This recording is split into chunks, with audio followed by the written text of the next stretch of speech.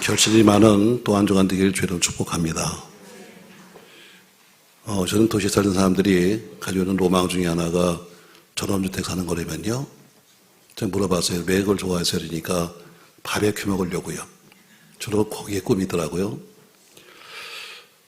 도시에 살던 사람이 어느 날 생각해 보니까 너무 살아온 것이 힘들기도 하고 또 나이도 들고 또 희뿌연 하늘과 그리고 매연 때문에 이제 이사 가야 되겠다. 저는 아파트 팔고 저 시골에 이사를 갔습니다. 아름다운 집이 한 채 있고 그리고 농장이 딸려 있는 가서 거기서 살게 됐어요. 매일 아침 일어날 때마다 농촌에 아주 아름다운 그 공기를 마시면서 그런 아유 만족했습니다. 그래 이게 사는 거지, 이게 사는 거야. 근데 며칠 지나서 어떤 사람이 제 방문을 했어요. 보니까 그 근처에 살고 있는 농부인데 와서 이웃이 이사 왔다 그러니까 그래서 뭐 상당히 멀리 떨어진 데서 와서 인사하러 왔습니다. 이사 오셨다면요 하면서 제가 선물을 하나 갖고 왔습니다 하면서 툭 선물을 던졌는데 보니까 웬 자루 하나를 던지고 가는 거예요. 마땅히 제가 드릴 만한 게 없어서 제가 이 선물을 갖고 왔습니다 하는데 도시 사람이 생각해 보니까 이게 무슨 선물이 이렇게 생겼을까? 항상 도시에서 선물하면 아름답게 포장을 하고 혹은 뭐 리본을 붙이고 하는데 엉뚱한 무슨 툭 하나 가서 이 망태기 하나 던져놓고 하면서 선물입니다. 나중에 그래도 선물이니까 한번 펴봤더니 그 속에는 보니까 깡마른 옥수수와 밀이 들어있었어요. 매일 아름다운 포장지에 있는 그런 선물만 보다가 이 도시인이 생각합니다. 별 이상한 선물 다 있네. 그러면서 이 선물은 선물이니까 쓰긴 써야지 하면서 그 깡마른 옥수수하고 밀을 매일 아침마다 닭하고 가축한테 사료를 줬습니다. 잘 먹지요. 그리고 수개월이 지난 다음에 가을날 그가 처음에 자기를 찾아왔던 그 농부네 집에 한번 가보게 됐어요. 근데 가보니까 그 집도 마침 농장하는데 앞에 생전 보지 못했던 아름다운 그런 그림 같은 풍경이 있는 거예요. 온 밭에는 누렇게 자란 밀들이 자라고 있고 바람이 길이길이 흔들리고 있는데 보니까 또 옆에는 어른 키만큼이나 큰 옥수가 팔뚝만한 옥수를 달고 있는 겁니다. 너무나 부러웠어요. 그래서 일하고 있는 농부한테 가서 말합니다. 참 너무 좋습니다. 정말 저도 이런 농장을 가졌으면 참 좋을 텐데 제 농장에는 잡초밖에 없어요. 이렇게 말합니다. 그 농부가 이상하게 쳐다봅니다. 왜 그 농장에 잡초밖에 없을까요? 제가 지난번에 갖다 드리는 것이 씨앗인데 그 씨를 심었으면 지금 잘 됐을 텐데 왜 거기는 잡초밖에 없어요? 했더니 거기 씨앗이에요? 난 그게 사료인 줄 알고 다 우리 집 그 가축을 주었습니다. 그렇죠. 농부가 보니까 참 어이없는 사람입니다. 왜 자기는 가장 좋은 걸 갖다 줬는데 그걸 갖다 사료인 줄 알고 다 줘버려야 되니까. 그때 돌아가는 그 도시인에게 농부가 이렇게 말했습니다. 선생님, 농부가 되는 조건이 하나 있는데 그것은 반드시 꼭 아셔야 합니다. 무엇인가 거두기 위해서는 반드시 심어야 한다는 거예요. 맞습니다, 여러분. 거두기 위해서는 심어야 한다. 이건 우리 인생 법칙이고 자연 법칙입니다. 우리 모두가 꼭 기억해야 될 인생 교훈이 하나가 있는데 바로 그 중에 하나가 바로 심은 대로 거두는 거죠. 도시에 살든 농촌에 살든 어떤 환경에 살든지 그런 관계없이 이 교훈은 모두에게 적용되는 문제입니다. 여러분 경제를 한번 생각해 보세요. 우리가 젊어서 우리의 삶을 투자하고 젊어서 우리 인생을 투자하지 않으면 나이 들었을 때 아무것도 거둘 것이 없는 겁니다. 교육도 그렇습니다. 학교 다니면서 자기 시간을 투자하고 자기 노력을 투자했으면 졸업한 다음에 자기가 원하는 곳으로 갈 수 있지만 시간을 투자하지 않고 노력을 투자하는 사람에게는 절대로 좋은 직장이 될 수가 없는 겁니다. 전도도 마찬가지죠. 부전히 씨앗을 뿌리지 않았는데 한 영혼도 구원시키지 못한 채 복음을 전해보지 못한 채 언젠가 주 앞에 서는 그날이 오게 될 겁니다.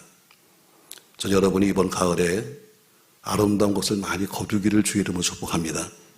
그렇다면 우리가 반드시 늘 알고 있는 것이지만 추수의 법칙을 정확하게 알아야 합니다.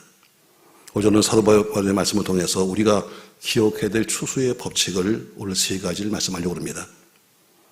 하나님은 바울을 통해서 인생의 법칙을 여러 가지 말씀했는데 그 중에 하나 오늘 추수의 법칙은 아주 간단한 거잖아요. 우리가 늘 알고 있는 겁니다. 여러분 하나님 말씀은 어려운 거 아니에요. 신학자들이 어렵게 만들었지 말씀은 어렵지 않아요. 왜? 만약에 말씀이 꼭 공부를 한 사람, 신학교를 나온 사람만 안다면 예수 믿을 사람 별로 없어요. 그러나 말씀은 누구든지 다 들으면 알 수 있는 거예요. 근데 그것을 그러니까 이렇죠. 저는 뭐 박사도 못했습니다만 목사는 어려운 것도 쉽게 해줘야 목사고 박사는 쉬운 것도 어렵게 해야 박사입니다. 저는 박사가 아니니까 저는 가능하면 쉽게 하려고 애를 쓰는데 오늘 인생 법칙은 간단합니다, 여러분. 자, 오늘 7절 말씀 보시죠. 같이 한번 읽겠습니다. 7절. 스스로 속이지 말라. 하나님은 업신여김을 받지 아니하시나니 사람이 무엇으로 심든지 그대로 거두리라. 심은 대로 거두는 것이 인생의 첫 번째 원칙입니다. 모든 추수는 씨앗부터 시작합니다. 씨앗이 없이는 추수할 수가 없는 거죠. 내가 무엇을 심냐에 따라서 추수가 결정되는 거예요. 아무것도 심지 않은 밭에서 아무것도 거둘 수 없는 겁니다. 수박을 심었으면 수박을 거둘 것이고 땅콩을 심었으면 땅콩을 거둘 것이고 감자를 심은 밭에는 감자를 거둘 수밖에 없는 겁니다. 이건 주신 자연의 법칙입니다. 영적인 세계도 마찬가지예요. 영적인 세계도 마찬가지로 심은 대로 거두는 겁니다. 정직함과 깨끗함을 심었다면 나중에 아름다운 인격을 거둘 거예요. 우리 주변의 사람들 보게 되면 자기의 심은 것은 전혀 기억하지 않고 하나님을 원망한 사람 상당히 많습니다. 수년 동안 그렇게 교만하게 부정직하게 성냄과 무절제의 씨를 마음대로 뿌렸습니다. 그러나 나중에 열매 거둘 때 쓰디쓴 열매를 거두면서 그들은 당황해합니다. 그러면서 이렇게 말하죠. 왜 내가 이렇게 어려움을 당하는 거야? 잘 나가던 동업이 깨져버리고 고소장들이 날아오기 시작하고 친구와의 관계가 깨져버리고 또 가정이 흔들리고 자녀가 탈선하면 그때 가서 충격을 받으면서 말하기를 왜 나에게 이런 일이 생겼을까? 여러분, 내가 무엇을 심었는가를 보아셔야 합니다. 내가 지금 뭘 심어놨을까? 자, 욥의 충고자는 욥에게 이렇게 말하고 있습니다. 욥기서 4장 8절에 보니까 내가 보건대 악을 밭갈고 돌 뿌리는 자는 그대로 거두나니. 욥아, 네가 지금 이렇게 어려움 당하고 있는데 혹시 네가 악을 밭가는 거 아니냐?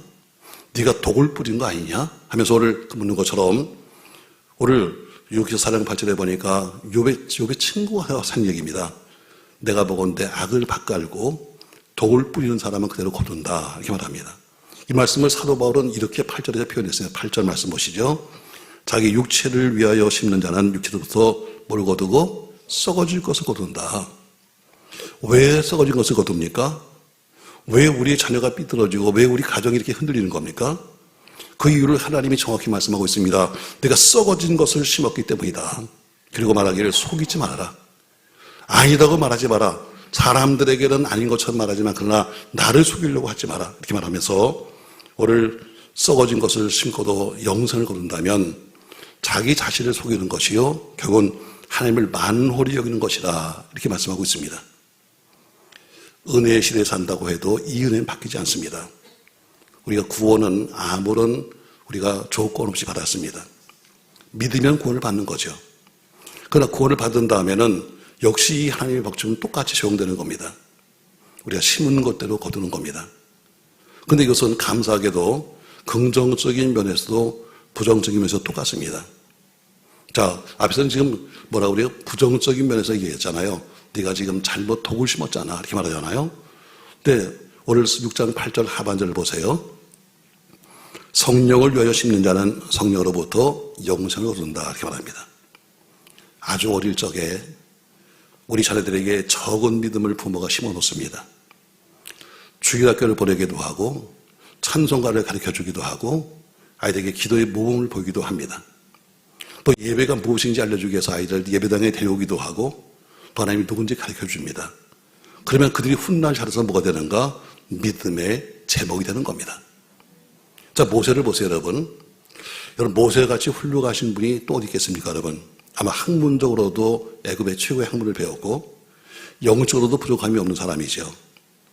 참으로 탁월한 이스라엘 지도자요. 아니, 온 세계가 존경할 만한 사람입니다. 애굽 왕의 후계자가 되어서 어쩌면 애굽을 다스리는 왕이 됐음에도 불구하고 그런 모든 권력과 재물을 다 뿌리시고 자기 백성과 더불어 고난받기를 선택했던 위대함. 그럼 모세가 그렇게 위대한 사람이 된 것은 여러분 뭐 이유가 있을 거 아닙니까? 태어날 때부터 위대한 겁니까? 아닙니다, 여러분. 성경은 뭐라고 말하는가? 그의 부모가 모세의 마음에 믿음을 심었기 때문이다, 이렇게 말합니다. 모세의 부모가 그 모세의 마음속에 믿음을 심어놨기 때문에 모세가 그렇게 된 거지 그냥 된 것이 아닙니다. 히브리서 11장에는 그 모세의 부모의 믿음을 적고 있습니다. 자, 모세의 부모는 모세가 태어났을 때 어린아이를 바라보면서 이 아이가 하나님 보시기에 좋구나. 그래서 결국에는 성경 뭐라 썼냐면 아름다운 아임을 발견했다 그랬어요. 결국 하나님의 계획을 본 거예요. 그 아이 속에서. 그 당시 여러분 이스라엘 백성들은 애굽의 종이었습니다. 또 이스라엘 여자들이 참 아기를 잘 순산했습니다. 바로가 걱정이 되는 겁니다. 왜? 남자아이가 많아지면 반드시 반란이 일으킬 텐데 어떡하냐 하다가 법령을 선포하죠. 이스라엘 백성이 남자아이를 낳으면 나일강에 던져서 죽게 해라. 이게 법이었습니다. 모든 부모들이 다 왕의 명령이 무서워서 자기 아이를 보호하지 못하고 다 하숫가에 던졌습니다. 그때 모세의 부모는 왕의 명령을 무서워하지 않았습니다. 그래서 히브리서는 이렇게 말하고 있죠. 그들은 믿음으로 살기를 결단했다. 왕이 걸리면 죽음에도 불구하고 믿음으로 살기를 결단했습니다. 그리고 아이를 숨겨 키웠습니다. 100일 지나니까 아이가 울음소리가 커지니까 그들이 기도합니다. 하나님, 더 이상 이제는 키울 수가 없습니다. 어떻게 하면 좋겠습니까? 하나님, 이 아이를 당신 계획대로 키우기 원합니다 하며 기도했겠죠. 하나님이 지혜를 주셨습니다. 그 지혜가 뭔가 하면 바로 왕에게는 공주가 하나 있었는데 그 공주는 아들이 없어서 늘 고민하는 겁니다. 그래서 그녀가 모욕하는 강가가 어딘지 알고 누이를 시켜 모세를 광주리에 있어서 떠내보냅니다. 모세가 옵니다. 그 공주의 하녀가 그 모세를 발견하게 되었고 그를 데려갔는데 역시 그 공주도 바라보는 순간에 참 아이가 이쁘네. 이것은 뭐예요? 하나님이 하신 이야기입니다. 결국 모세는 그래서 그의 바로의 공주의 아들로 자라게 됩니다. 그것을 바라보는 모세의 누이 미리암이 쫓아가서 이야기하죠. 공주님, 우리 동네에 지금 젖먹이는 아주머니가 하나 있는데 데려올까요? 그래, 데려와라. 결국 모세 어머니는 돈 한 푼 들이지 아니하고 최고의 학문, 최고의 그것을 배울 수 있는 그런 곳으로 유학 보내는 겁니다. 자신도 어렵게 사는데 공짜로 가서 어때요? 아이를 돌보면서 가서 먹고 살고 입고 살고 월급도 받습니다. 낮에는 모세가 나가서 애굽의 모든 학문을 다 배웁니다. 밤이 되면 어머니가 그 아이에게 성경을 가르쳐 줍니다. 하나님을 가르쳐 줍니다. 그 마음밭에 믿음을 심었고 그 마음밭에 하나님의 말씀을 심었고 마음밭에 하나님의 철학을 심었고 천국의 가치관을 심었습니다. 그래서 위대한 모세가 탄생하는 겁니다. 사람은 만들어지는 겁니다. 아멘 하세요, 여러분. 사람은 저절로 되는 게 아니라 사람은 만들어지는 겁니다. 부모에 의해서 어떤 부모에 의해서 그 자녀가 만들어졌는지 어떻게 가르쳤는지 여러분 다 부모가 만들어가는 겁니다. 그냥 애가 태어났는데 똑똑해서 잘 됐다고요? 아니요. 다 그만큼 애쓰고 수고해서 만든 겁니다. 그럼 디모데 아시잖아요. 바울이 디모데에게 믿음을 이야기하면서 편지 속에서 이렇게 말합니다. 디모데야, 지금 네가 어린 나이에 이렇게 교회 감독이 된 것은 내 믿음만 가진 게 아니야. 내 외할머니 로이스의 믿음과 내 어머니의 믿음 하면서 거기서 디모데를 말하면서 외할머니 로이스의 믿음과 어머니의 믿음 이야기를 꺼냅니다. 그리고 내가 어렸을 때부터 성경을 알았나니 해서 어릴 때부터 그들이 어머니로부터 할머니로부터 말씀과 신앙을 배운 겁니다. 디모데가 어느 날 갑자기 유력한 능력을 받아가지고 갑자기 뭐가 된 것이 아닙니다. 그의 어머니가 그의 마음밭에 어릴 때부터 믿음을 심어놓은 겁니다. 여러분, 심은 대로 거둡니다. 그러므로 우리를 잘 심어야 합니다. 성령의 조명을 받아서 여러분의 삶을 돌아보십시오. 여러분, 과연 나는 무엇을 지금 심고 있는가? 여러분의 생각에 깨끗함을 심고 있는가? 정직함을 심고 있는가? 아니면 자기들의 마음속에 믿음의 가치관을 심어주고 있는가? 입으로는 매일 믿음으로 산다고 말하면서도 돈이 최고야, 권력이 최고지, 세상의 잘못된 가치관을 자식들의 마음속에 뿌리고 있는 것은 아닙니까, 여러분? 입으로는 늘 하나님이라고 말하면서도 생활 속에서는 쾌락과 게으름과 잘못됨을 자식들의 마음속에 뿌리는 거 아닙니까? 하나님의 법칙은 여러분이 뿌린 그대로 반드시 훗날 거두게 됩니다. 그래서 심은 대로 거둡니다. 좋은 것을 심으십시오. 할렐루야. 자, 두 번째 원칙이 뭔가? 자, 심은 대로 거둡니다. 근데 그냥 거두는 것이 아니라 심은 것보다 훨씬 더 많은 것으로 거둔다는 것입니다. 여러분, 열매는 씨앗보다 수십 배, 수백 배 더 많이 거두는 거 당연한 겁니다. 한 자루의 씨앗을 뿌렸는데 그것이 한 곡간을 채우는 것처럼 이 법칙은 긍정적인 면에서나 부정적인 면에서나 똑같이 적용되는 겁니다. 악을 뿌리면 악의 열매를 거둡니다. 근데 한 개를 거두는 게 아니라 어때요? 수없이 많은 악을 거두는 겁니다. 악을 한 개 뿌렸는데 한 개 돌아오는 것이 아니라 그 악이 수없이 많은 악으로 돌아오는 겁니다. 자, 다윗 보실까요, 여러분? 다윗. 자, 눈을 뜨면 좋겠어요. 그러니까 제가 고민을 해요. 왜냐하면 날씨가 좀 추워졌는데 에어컨을 틀면 춥다 올 거고 또 그냥 놔두면 따뜻해가지고 분명히 입신 근처로 갈 사람이 4명 있다고 내가 성령이 엄청 들었거든요. 근데 지금 3명이 좋으니까 눈 좀 뜨세요. 자, 다윗 보세요, 여러분. 다윗은 작은 악을 뿌렸습니다. 참 성군 아닙니까, 여러분? 근데 그렇게 멋있는 다윗이, 훌륭한 다윗이 아주 작은 악의 씨를 뿌렸어요. 무슨 씨앗이냐? 전쟁이 났습니다. 모든 부하들은 다 전쟁에 태어나갔는데 다윗은 왕으로서 전쟁에 태어나가지 아니하고 그는 뒤에서 궁전에서 있습니다. 자기 부하들은 다 전쟁에서 나가서 지금 목숨을 걸고 있는데 자기는 늦잠을 잡니다. 그리고 초저녁에 일어나가지고 가서 혼자 기지개 켜면서 왕궁을 여기저기 구경 다닙니다. 할 일이 없으니까요. 자, 잠은 잘 들어 다 잤습니다.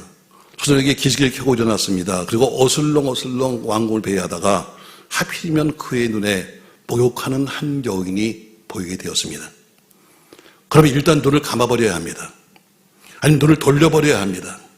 아니면 얼른 방으로 뛰어들어가야 됩니다. 그러나 다윗은 그 자리에서 죄악의 씨앗을 심기 시작했습니다. 여인을 자세히 보고 있다가 부하를 시켜서 데려와라 이렇게 말합니다. 왜? 그 여인을 데려오라고 하는 이유는 뻔히 알잖아요. 그러니까 지혜로운 신하가 말합니다. 왕이여, 묻지도 않았는데 말하기를 이 여인이 누군지 아십니까? 이 여인이 당신이 그렇게 사랑하고 아끼는, 그리고 당신을 위해서 목숨을 내건 오리아라고 하는 사람의 아내입니다. 이 얘기는 뭐예요? 왕이여, 그 여자는 건드리면 안 돼요 하는 이야기잖아요. 그러나 어때요? 이 신하의 충고를 무시했습니다. 그리고 그 여인과 더불어 그날 밤에 동침을 하게 됩니다. 그리고 원치 않은 아이가 생겼어요. 자, 고민했습니다. 이걸 어떻게 하면 좋을까 하다가 충성스러운 자기의 목숨을 바친 우리아를 전쟁터에서 오라고 부릅니다. 와서 잔뜩 칭찬을 하고 포상금을 주고 술을 먹이고 해가지고 어때요? 집으로 가서 자라 하고 집으로 보냅니다. 근데 우리아는 가지 않습니다. 궁전 문 앞에 텐트를 치고 내 동료들이 지금 죽어가는데 내가 어떻게 집에서 자겠습니까? 전 여기서 그냥 있겠습니다 하면서 그런 텐트에서 잠을 잡니다. 다윗의 생각이 틀렸습니다. 왜? 가서 동침을 해야 내가 이거 피할 수 있는데 이게 안 되니까 어때요? 결국 편지를 씁니다. 그래서 우리아를 최전방에 보내죠. 들어가면 나올 수 없는 전방으로 보내가지고 결국 그를 죽음으로 몰고 갑니다. 자, 살인을 저질렀습니다.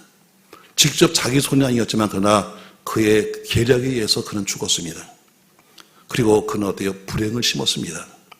죄악의 씨앗을 심었습니다. 그의 가정 속에 그걸 심어놓은 겁니다. 그리고 성경 말합니다. 다윗의 집안에는 이날 이후부터 칼이 떠나지 않았다. 그날부터 시작한 칼이 다윗의 마지막 가는 그 순간까지도 쫓아간다는 이야기입니다. 여러분, 다윗은 왕이기 때문에 아내가 여러 명 있었어요. 첩이죠. 한 아내가 아들을 낳았는데 그 아들의 이름이 암논이었습니다. 또 다른 아내에서 딸이 생겼는데 그 딸은 다말이었습니다. 근데 그 암논이 다말과 이복 형제지간인데 그 여인을 강간합니다. 이것을 알게 된 다말의 오빠 압살롬이 화가 나서 가서 그의 동생, 아주 배다른 동생이죠, 암논을 죽였습니다. 그 얼마 후에 압살롬이 아버지를 배신하고 왕권을 찬탈하기 위해서 군사를 일으켜서 다윗을 내쫓아버렸습니다. 다윗이 맨발을 벗고 신발도 못 신은 채 저 궁전 뒤에 산을 넘어갑니다. 근데 압살롬은 백주 대낮에 모든 백성이 다 보는 데서 아버지가 데려 살던 후원과 더불어서 동침을 합니다. 그러면서 이렇게 말합니다. 이제는 내가 왕이다. 이런 비참한 꼴이 생깁니다.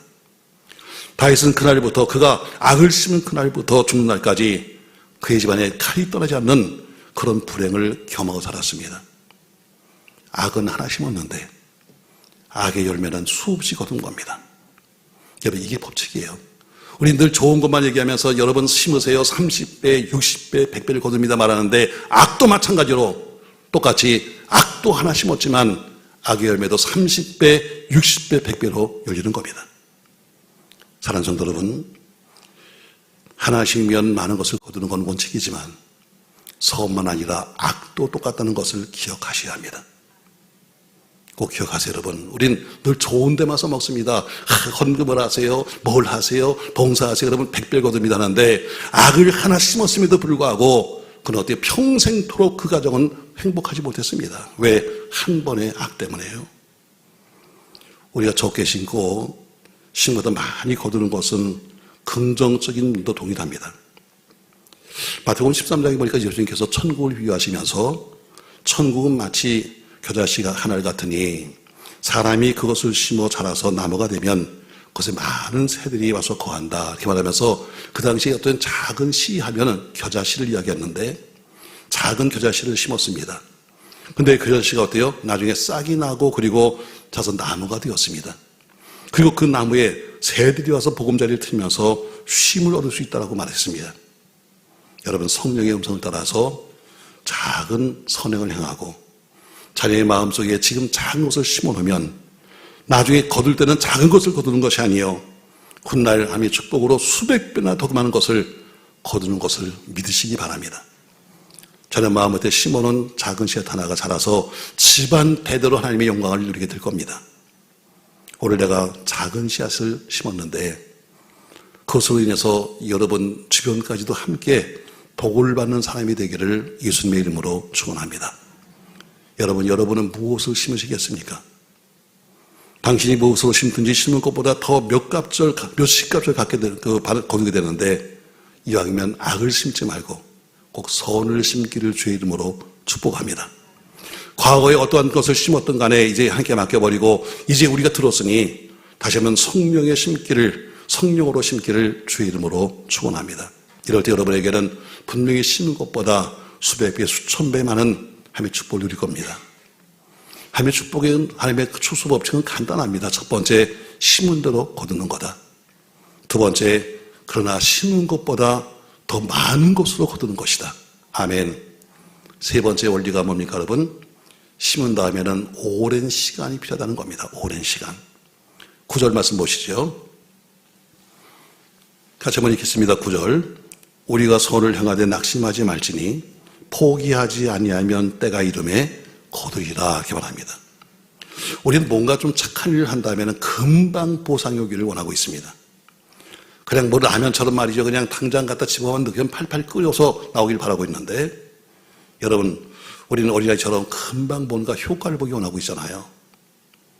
자, 어떤 가장이, 어떤 아버지가 어디서 은혜를 받고 왔는지 갑자기 집에 와서 야, 가정예배 드리자. 그래서 가정예배를 시작했습니다. 근데 하루 이틀 지나고 일주일이 지났습니다. 근데도 아이들은 아무것도 안 변하는 겁니다. 가정예배 드렸으면 갑자기 천사가 집 바뀌어야 되고 그렇게 좋아하는 것들 다 끊어야 될 텐데 애들은 똑같이 맨날 컴퓨터하고 앉아있고 똑같이 맨날 핸드폰하고 앉아있고 그리고 어제 똑같이 그러고 있으니까 아버지가 화를 내면서 말합니다. 이놈아, 네가 뭘 하냐? 여러분, 이게 우리 현실입니다. 여러분, 세상에 그런 나술 같은 씨앗은 절대로 없습니다. 어떤 씨앗도 하룻밤에 자라나는 법은 없습니다. 영적인 씨앗도 마찬가지입니다. 그래서 오늘 말하기를 선을 행하되 뭐하지 마라? 낙심하지 마라. 선을 행하되 낙심하지 마라. 당장 열매가 없다고 낙심하지 말아라. 여러분, 금방 결과가 나타난다면 왜 낙심하겠습니까? 심을 얻고 결과가 금방 나타나지 않으니까 낙심하지 말라는 것입니다. 여러분, 농부를 보세요. 그냥 농부도 이 원리대로 사는 거죠. 자, 그들이 봄에 심었으면 봄에 거두는 게 아무것도 없습니다. 여러분, 다 봄에 심으면 가을에 거두는 거지 봄에 심었는데 봄에 거두는 것은 거의 없습니다. 봄에 심고 다른 계절에 거두기 때문에 계절과 계절 사이에는 여름이 있는 겁니다. 여름 가뭄이 오죠. 홍수가 오죠. 여러분 그런 어려움 고비를 거쳐가면서 나중에서 어때요? 거두는 것처럼 농부는 씨앗을 뿌려놓고 반드시 인내라는 과정을 거쳐야지만 되는 겁니다. 인내가 없는 사람은 절대로 농사 못 짓습니다. 인내가 없는 사람은 결코 농사 지을 수가 없는 거예요. 왜? 심었는데 당장 나오는 게 없기 때문입니다. 여러분은 어떠십니까, 여러분? 믿음의 열매는 여러분 이 땅에서보다 사실은 저 하늘에서 받는 게 더 많습니다. 이 땅에 심었다고 해서 어떤 목사님은 그렇게 하더라고요. 이 땅에 심었으니까 당장 내일 뭐가 생길처럼 말합니다만 사실은 이 땅에 심었는데 이 땅에서 못 거둔 것도 상당히 많습니다. 그러나 우리는 하늘이 있잖아요. 내가 못 먹으면 농사꾼의 비결이 뭔지 아십니까, 여러분? 농사꾼이 씨를 뿌렸습니다. 근데 뭐예요? 그래요. 올해 못 거두면 내년도 거두지. 이게 농사입니다. 그래, 내가 심었는데 내가 이 땅에서 못 먹으면 내 자식이 먹지. 이게 여러분 영적인 농사입니다. 아멘. 그냥 내가 먹고 내가 심었으니까 내가 다 빼먹어야지. 여러분 이건 농사꾼이 아닙니다. 여러분 이거는 여러분 싹꾼이나 마찬가지입니다. 나는 심었지만 그러나 내가 못 먹으면 내 자식이 먹을 거야. 내가 못 먹으면 내 후대가 먹을 거야. 여러분 이게 농사꾼입니다. 내가 지금 살아가면서 때로는 말씀대로 사는 게 힘들다 할지라도 이 땅에서 내가 복과 건강과 물질이 지금 찾아오지 않는다 할지라도 그래도 내가 여기서가 아니라 저 천국의 계절에서 분명히 거둘 거야. 여러분 이런 넉넉한 마음이 있어야 되는 겁니다. 그래서 오늘 뭐라고 그래요? 때가 이르면 거둔다 이렇게 말합니다. 사단은 계속 가서 여러분과 저에게 말하잖아요. 야 이제 그만해. 그렇게 네가 열심히 살아서 뭐 할 거야? 네가 손에 굳은 살이 박히도록 일한다고 해서 뭐가 나오니? 내가 교회 열심히 나가서 야 이제 됐어. 이제 주일날 너도 똑같이 남들처럼 소풍 가고 놀러 가고 해수욕 가고 골프 치고 다녀. 너도 인생 보상 받아야 될 거 아니야? 이제 좀 즐기면서 살라고. 사단은 여러분과 제게 와서 성령으로 심게 하는 것이 아니라 자꾸 유혹으로 우리에게 썩을 것을 심게 만드는 겁니다. 여러분 우리의 밭을 보세요. 때로는 우리의 심어놓은 씨앗이 안 보일 때가 많아요. 왜? 흙에 덮였으니까. 그럼 사단이 와서 이렇게 유혹합니다. 봐, 네가 심었는데 결과가 뭐야? 네가 그렇게 정직하게 산다고 했는데 네가 뭐가 잘 됐어? 저 사람들 봐. 저렇게 엉터리같이 살아도 돈만 잘 벌잖아 하면서 꼭 돈에다 붙여가지고 우리를 시험 들게 만듭니다. 여러분 잘 들어보세요. 여러분 성경 말하기를 때가 이르면 거두리라. 때가 이르면 반드시 거둘 것을 말씀하셨습니다. 그러므로 믿음의 삶에 살기 위해서는 이 모든 것을 반드시 거둘 날이 올 날을 기다려야 된다는 것입니다. 믿음으로 오늘 하루 살면, 믿음으로 오늘 하루를 뿌리면, 우리가 이 땅에 못 거두면 저 천국으로 들어갈 때 많은 열매를 가슴에 안고 기쁨으로 주를 만나게 될 줄로 믿습니다. 맞습니다. 여러분 성령을 따라 산다는 것은 쉬운 문제가 아닙니다. 자기 마음속에 가치관을 심어주는 것, 믿음으로 살고 그것을 우리의 삶으로 보여준다는 것, 직장에서 남들이 다 보는 가운데서 신앙인답게 산다는 것, 수많은 세상의 이성의 유혹들을 물리치다는 것 결코 쉬운 거 아닙니다. 그러나 말씀하십니다. 쉬운 일은 아니지만 말씀에 의지해서 썩을 것을 심지 말고 성령을 위한 삶을 매일 심어가면 반드시 상상할 수 없는 엄청난 열매를 거둘 것이다 하고 우리가 말씀하면서 이렇게 결론하고 있습니다. 때가 이르면 거두리라. 사랑하는 성도 여러분, 오늘의 삶을 믿음으로 심으십시오. 그럼 믿음으로 심으려면 세 가지가 꼭 있어야 돼요. 첫 번째, 어떤 반대에도 불구하고 올바른 결정을 하십시오. 부정과 속임수, 정직과 부정직 사이에서 누가 뭐라고 해도 언제나 올바르게 결정하십시오. 전 여러분 조금 늦어도 정도의 길을 가기를 주의 이름으로 축복합니다. 정도의 길을 가는 것이 좀 늦어요. 남들 볼 땐 바보짓이에요. 아유 이렇게 빠른 길도 있는데 왜 빠른 길을 놔두고 정도로 가는 거예요. 저거 참 여러분 그래도 정도로 가는 것이 맞습니다. 지금 좀 빠르게 가는 것 같아도 언젠가 후회할 날이 반드시 오기 때문에 우리는 반드시 올바르게 결정해라. 누가 뭐라고 해도 누가 무슨 욕을 해도 올바르게 결정해라. 두 번째, 어떤 욕이 온다 할지라도 올바르게 행동하십시오. 올바르게 살아야 합니다. 할배 죄가 되는 문제는 절대로 저지르지 말아야 합니다. 내가 판단하지 말고 하나님 말씀으로 판단해서 이거는 안 된다면 여러분 절대로 하지 마십시오. 세 번째, 믿음으로 행하십시오. 믿음으로 뿌리십시오. 우리가 거두지 못하는 것은 뿌리지 않았거나 씨는 뿌렸는데 관리를 잘못했기 때문입니다. 여러분, 씨를 뿌려도 관리를 잘못하면 나오지 않는 겁니다. 저 여러분 시편 126편 5절 말씀에는 이렇게 말씀하고 있습니다.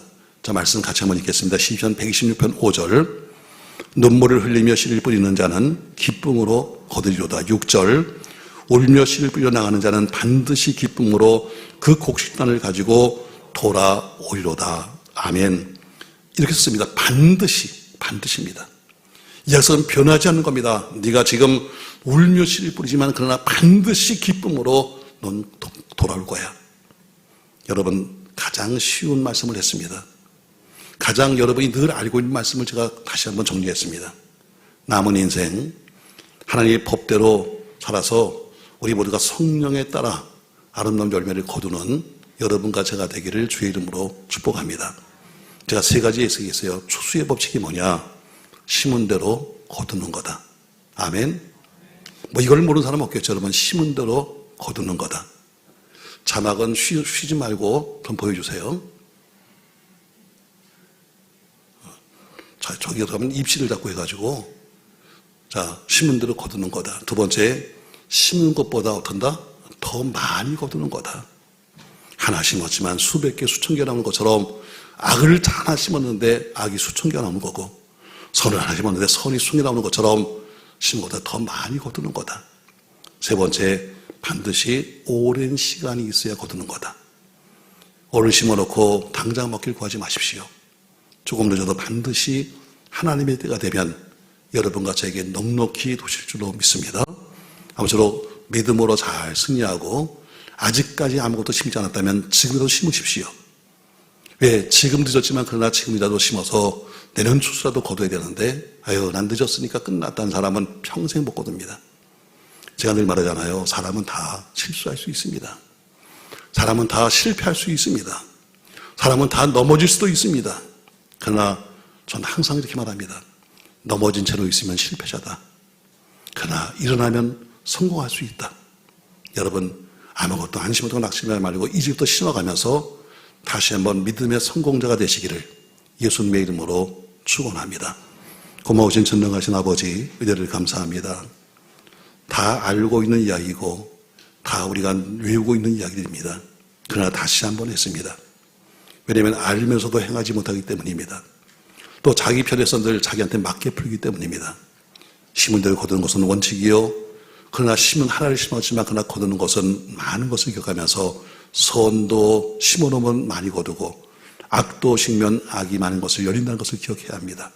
그러나 그것은 당장 눈에 보이지 않습니다. 그것은 많은 인내가 필요한 것처럼 참고 인내하여 아름다운 많은 영 육간에 도출할 수 있도록 축복하여 주시옵소서. 이 땅에 살면서도 남에게 꾸지 않게 하시고 남에게 베풀게 하시고 남에게 나눌 수 있는 은혜가 있도록 도와주시며 저 천국에는 더 많은 것들로 입에 주셔서 주님 앞에 드리며 살 수 있도록 역사하여 주시옵소서. 예수님의 이름으로 기도합니다. 아멘.